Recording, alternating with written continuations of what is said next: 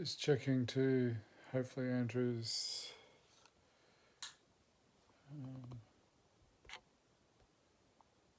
able to respond here.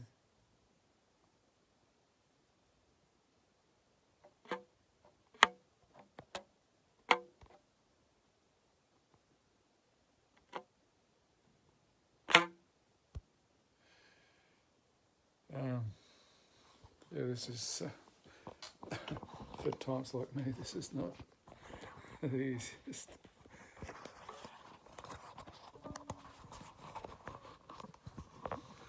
Oh, the joys of this sort of stuff.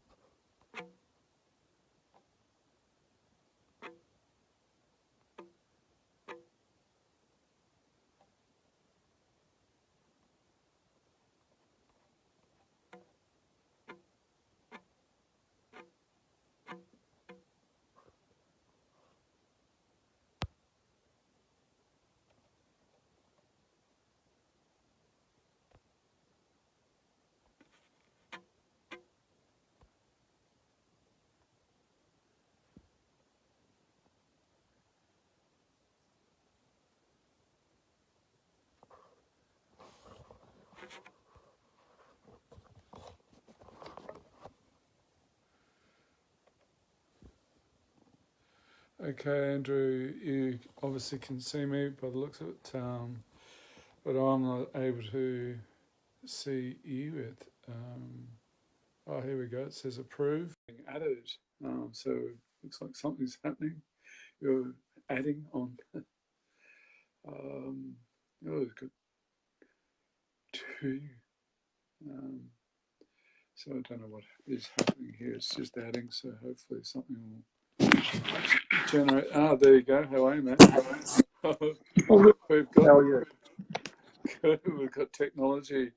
Now I've got this silly looking microphone and these earphones on because we're going to tape it for the potential podcast. Is that the idea? Okay. Okay, all right. Sorry, Matt. You sure that's a microphone? Yeah, it's a bit of a sender. When I did that podcast with you, I used this as the it's a send up of that movie Anchorman, I think it is, Will Ferrell in it. It's sort of taking the having a bit of a sense of humour. Now I'm not sure how do we might have to do some homework on this, because when I checked it before, we have to invite friends. It says invite people to watch. It seems like we're the only two on the stream, but I assume it's going live and anyone could watch that. I don't know. All right. Okay. Can you get some microphones? Yeah, those are you. I've got them in. I'm speaking to you on them because you cut out a little bit. Okay. Yeah, I can hear you quite well. You can? Oh, good. All right. Well, let's. So, shall I start recording for the podcast? Yeah, sure. It may not pick it up very well because, you can hear me well, but I can't hear. There's a bit of an echo for you, but we can play around with this. There's no. Okay. Mate, there's always a learning. I might just hang five. I'll just throw the invite out to see what happens.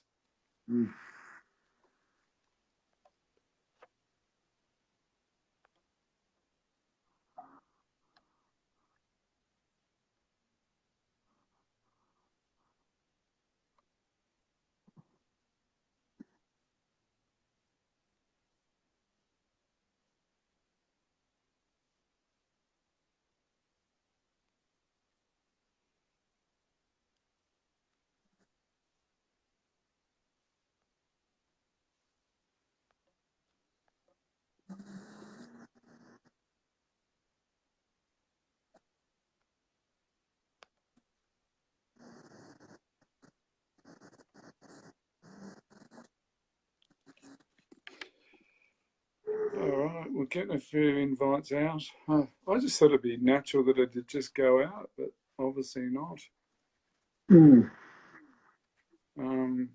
I have to do a bit of homework and do a bit of learning. Yes. I reckon if you could get a different microphone too. Yeah, you could. No, I mean, but it does look a bit funny. There must be a better way. Yeah, there will be. I will just play with it tonight and see what happens, eh? Okay, cool. All right, look, I've sent a few invites out. I don't think. Tap Janice. All right, so geez, we've got a few. That seemed to have done something. Look, I'll press the record on the digital recorder, and we'll get cracking, mate. Okay. Alrighty. All right. This is really professional, isn't it? Oh, you got to laugh. All right, welcome. Hey, look, it's really great to sit here and set up a conversation. Two men having a conversation about men's issues, raising consciousness in a way. I hope that's one of the intentions I'd like to do. I don't know if that, do we need to have a conversation about the why? Why do we want to do this Facebook Live and put it on a podcast and put it up to YouTube as well? I think you said it there, raising consciousness, encouraging men to become more aware, getting some communication going, some dialogue, some conversation. Because I think as a community, as a society globally, we're at a crossroads in so many ways right now. So any opportunity for people to talk, share ideas and progress has got to be a good thing. Yeah. It's really difficult sometimes. I think men have had a bit of a bad rap, but fair enough. Some of our behaviour, and I wonder whether we're a bit all tarnished by that brush. We guys haven't been very, very nice in the past, and I'm wondering whether that's impacting on how men in general are seen. Look, that might be true. Yeah. Go on. Or am I just, is that my projection? Look, I think it could be a bit of both, isn't it, Mark? I think times are changing. I think times are changing in good ways. There's a lot of positive change occurring.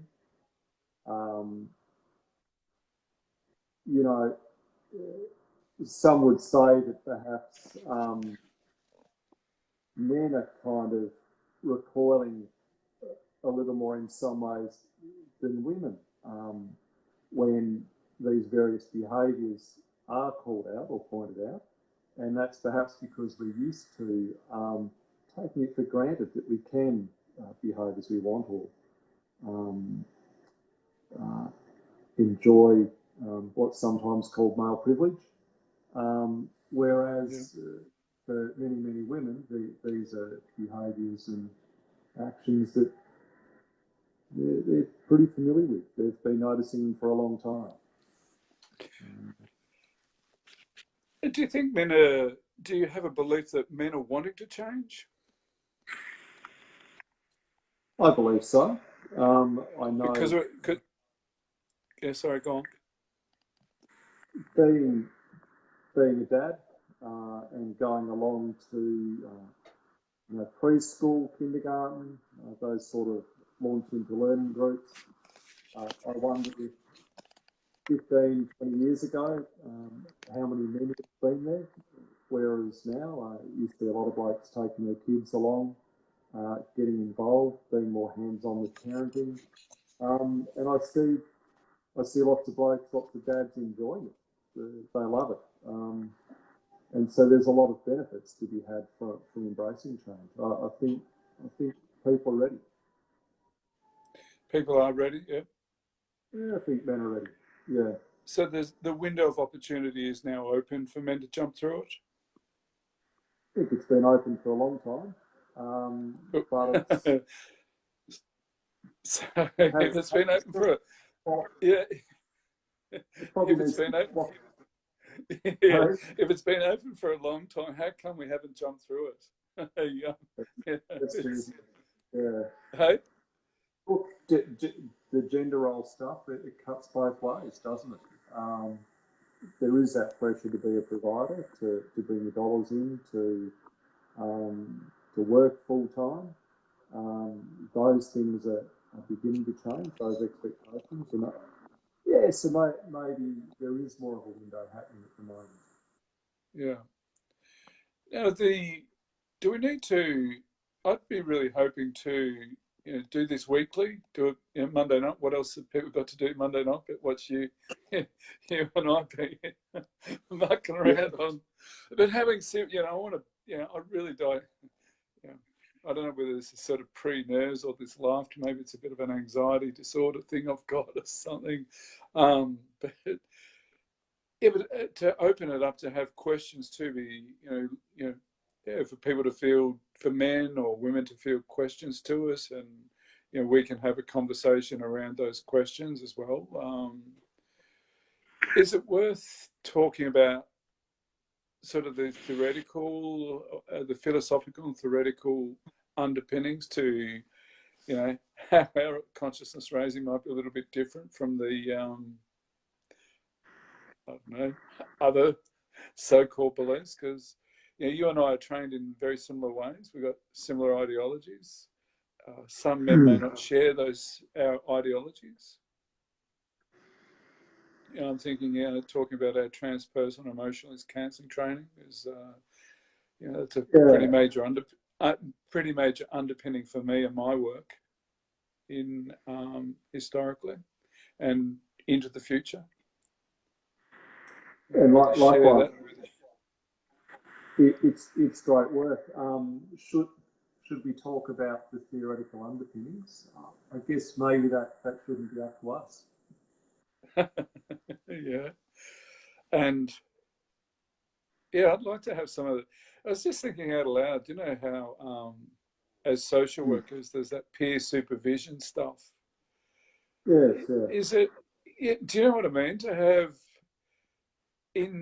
just be open in the conversations to whatever, not breaching confidentiality or anything like that down the track, is how do we,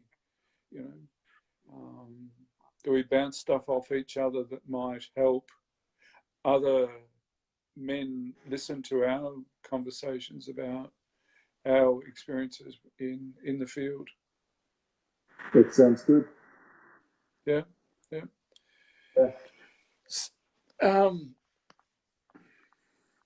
What do you want?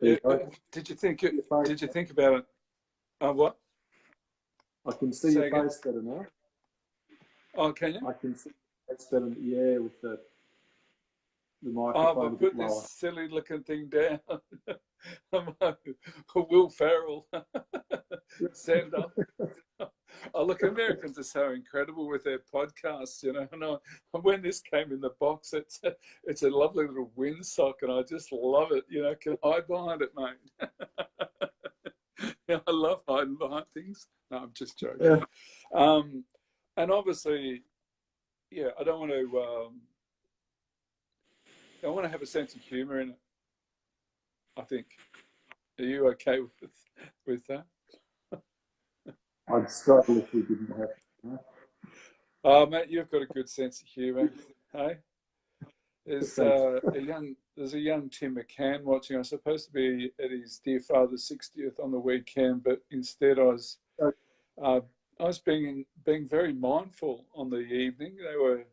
They were out celebrating our Peg's 60th, and I was sitting in a gathering singing songs, Andrew, and I was looking at my watch going, Oh, I should be in the Rocklands at a 60th birthday party, not sitting here singing songs. I felt that was a very different genre. I didn't know you could sing, Mark. Well, I did sing along, but yeah, Oh, I don't know where I was. I was looking at my watch going, what the hell is going on in your life, boy? You know, yeah. I would have been at that 60th had, yeah, but anyway, I didn't get there. I chose to be at the mindfulness training, which is really interesting. Okay, so it was a I mindfulness training. Yeah, the teacher training for NBSR is really interesting. Yeah.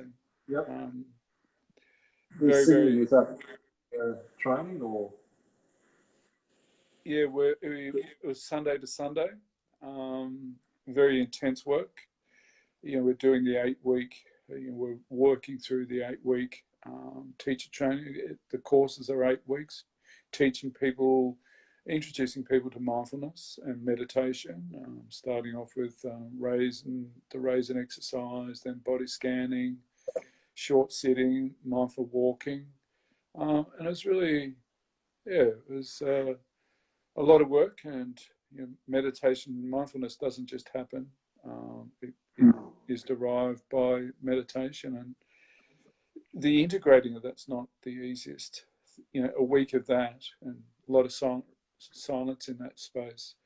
The integration is not always the easiest, as you might could remember from our TEP training. Those lovely Yes, weeks we have together. Say again. holding that mindful space and the vulnerability that comes with it uh, as you return back into the world is quite a challenge, isn't it? It is a challenge. It's sort of like the experience is like your normal personality defense shields for the week are softened or something, and then coming back into the here and now, into everyday living. It's like I don't know, it's really sad that, oh, sad's maybe not the right word, but having to reintegrate, or is it, could I be re-armoring up, but to live back in the everyday here and now? Yeah, the world moves very fast, doesn't it? It does move fast, and learning to have that silence is really interesting. It's not an easy thing to be, to spend lots of time in silence. It How makes me do wonder you about the role of the ego. say again? It brings into question for me the role of the ego. Okay. And by that I mean when we do a lot of deep practice with meditation and we step aside from that ego, do we need to maintain a relationship with that part of us so that that can mediate um, between our consciousness and the world? It's not hard. It's really hard to let it go. Yeah. Really hard to let it go. How do you work at doing that for yourself? Letting go of the ego. Yeah. Yeah.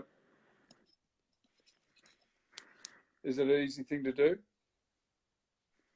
It's not easy, but one approach I find that helps is I like to reflect on the non-existence of the ego.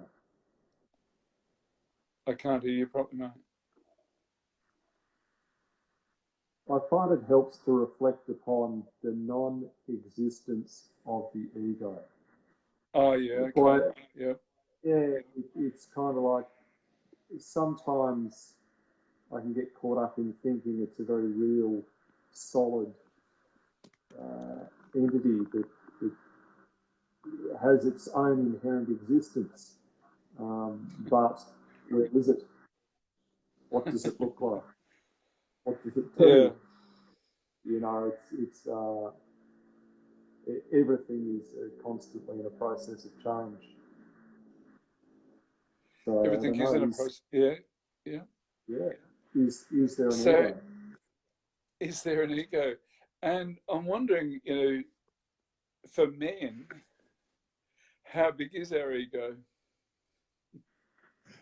Is that a loaded question? Yes, it is. Yeah. Well, I think historically, we've got pretty big ones, maybe. Might depend on how many goals I kicked at the footy on the weekend.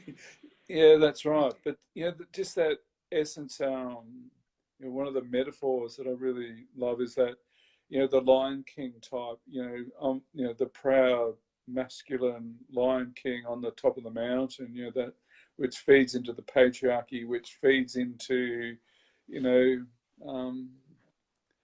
the fig jam sort of scenario.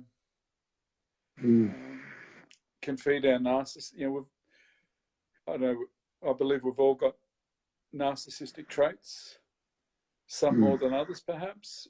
And yeah, I'm wondering whether we men can be a bit narcissistic with that Lion King metaphor, or that, rah.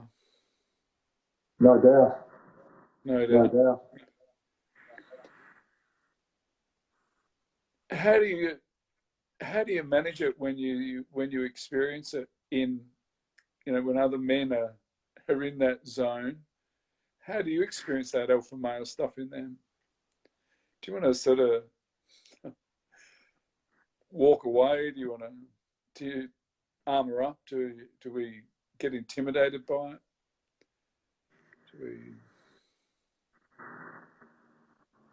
I like to remember that ego is primarily a defence, and it's very fragile, and there's vulnerability underneath that.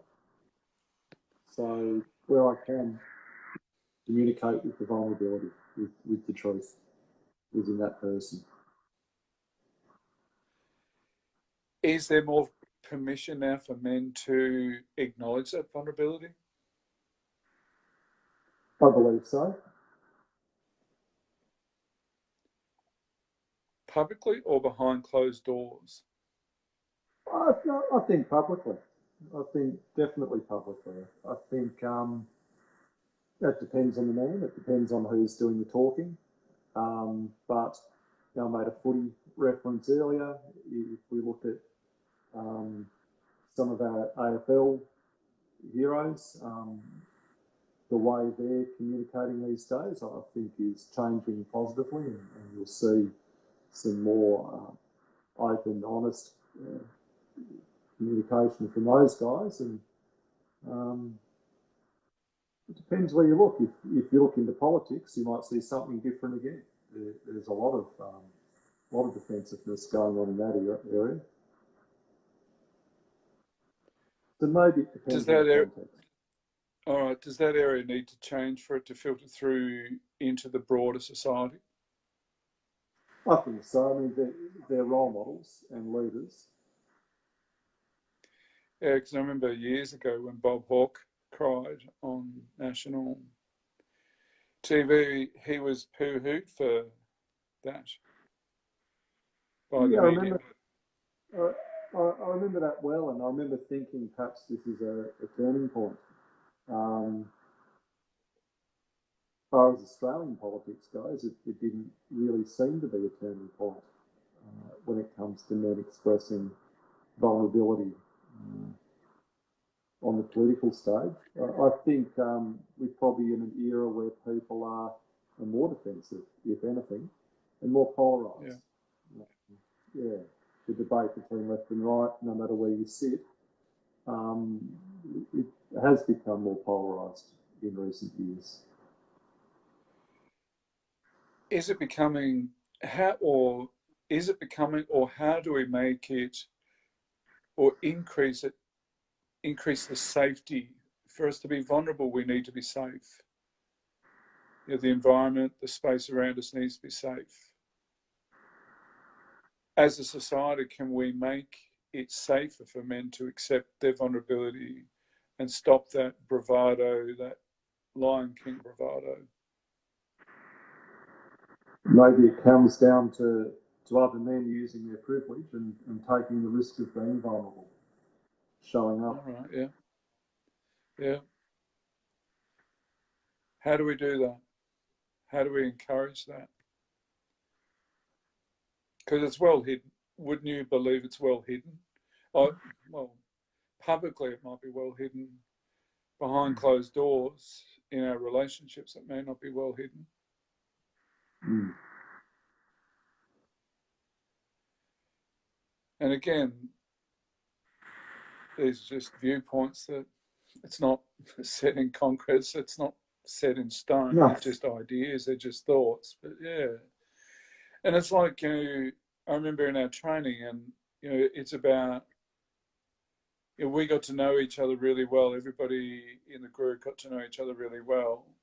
And it was safe. There was permission. There was a sense of safety, a sense of, it was like we were being held in that group. Mm.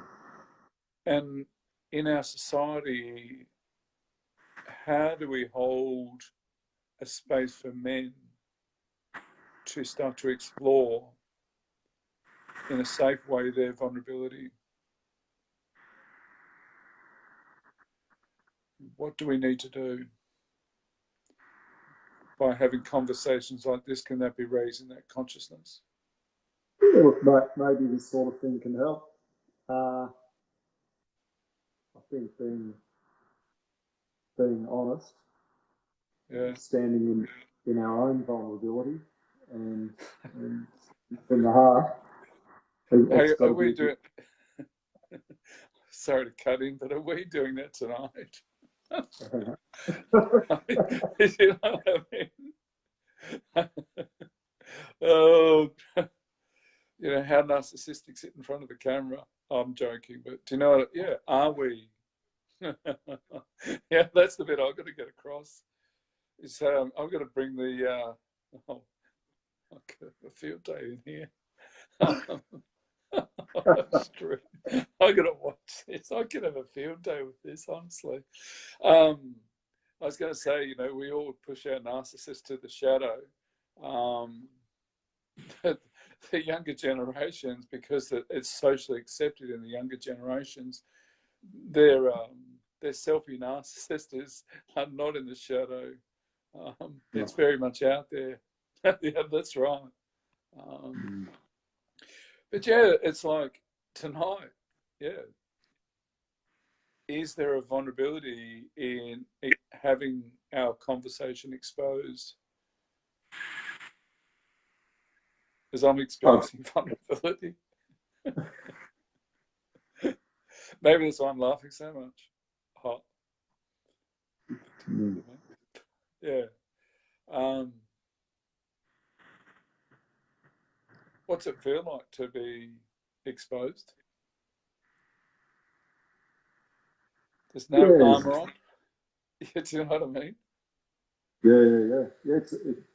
It's a little bit anxiety provoking. It's a little bit fear-inducing. Yeah. Yeah, it is. Mm. But it's exciting, and I'd like to I hope we can get much more comfortable with having the conversation and role model as well. Using our own experiences, owning our own vulnerability, owning our own, just having a lot of that, the voice dialogue stuff that we trained in, allowing a lot of that sort of stuff to come out in the conversations, and look, over time it might get a bit of traction, and we may get some people asking questions, and it'd be good to bounce off. I'd love to just have that bounce off and just go for a roll with it. That'd be good. Yeah. Yeah. Do we consider topics for each week, or? Yeah, that's a really good question. The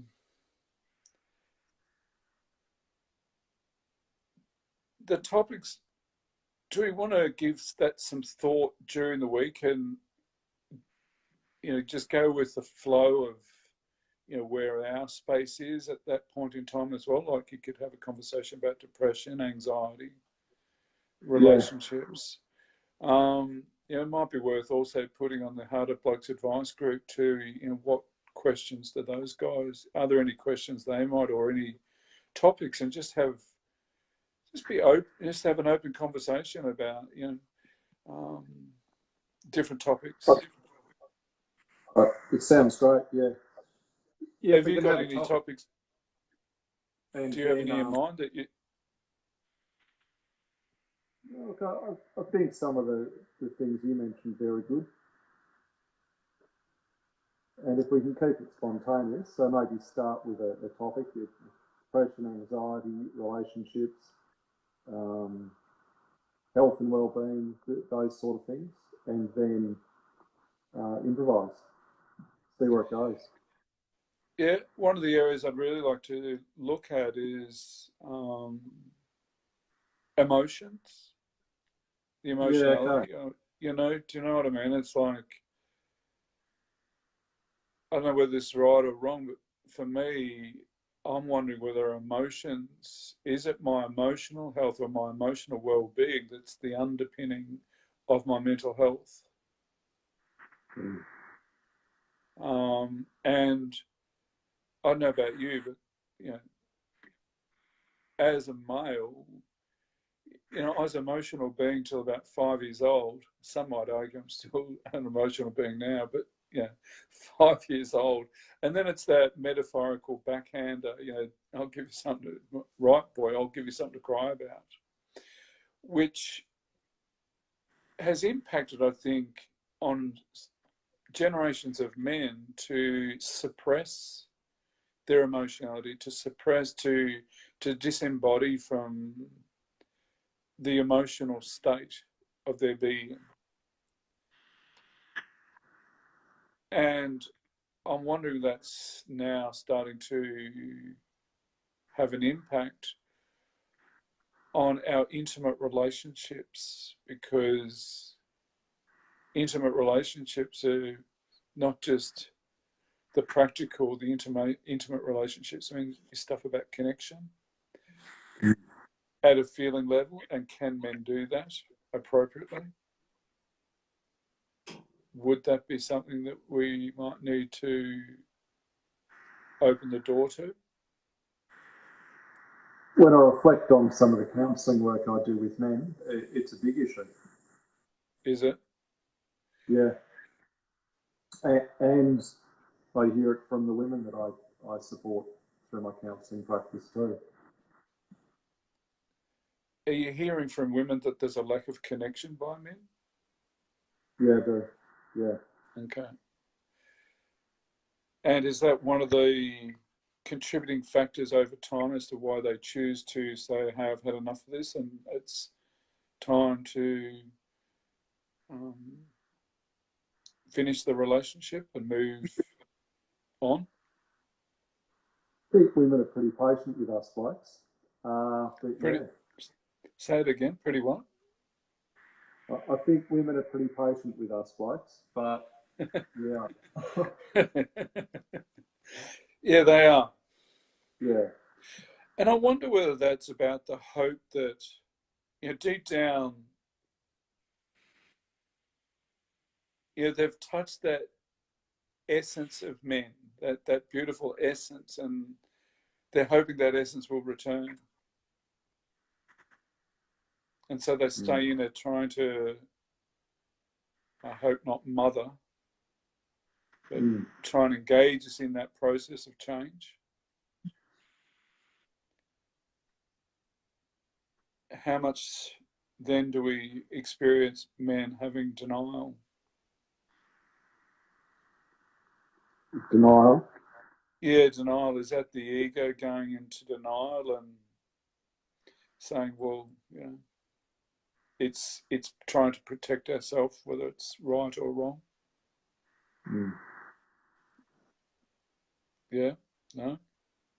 You agreeing to Yeah, that? I processing what you're saying there. Yeah, not sure. Not sure. All right. Any other, should we just take it as it comes? Yeah, touch base, 8 o'clock Monday nights, good viewing, Yeah, let's do it. deep conversations. Yeah. And we'll get the drill. Yeah, we'll get the drill. We'll get the pattern down. And I would imagine, with some time, and we will get more comfortable being in this format. Yeah, yeah.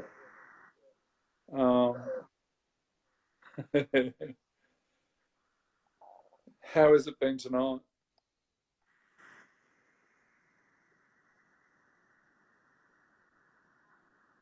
Look, I've enjoyed it in parts, and in other parts, yeah, it's pretty unusual. It's a bit different. Yeah. Yeah, yeah. Yeah, I've been really anxious about it.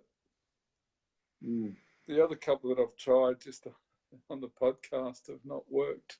And I actually, Yeah. I sat there and,